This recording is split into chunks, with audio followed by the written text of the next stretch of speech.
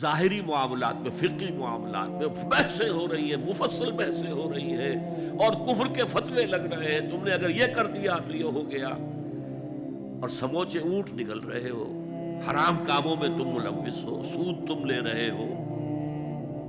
یہ ہے کہ تمہارا معاملہ سارا کا سارا دین کی ظاہر سے رہ گیا۔ اور یہ جو فرمایا ہے کہ تمہاری مثال ان قبروں کی سی ہے جن کے اوپر تو سفیدی کر رکھی ہے لیکن اندر گلی سڑی ہڈیوں کے سوا کچھ نہیں۔ روح دین سے تم ناآشنا ہو چکے ہو، محبت خداوندی تم میں نہیں ہے،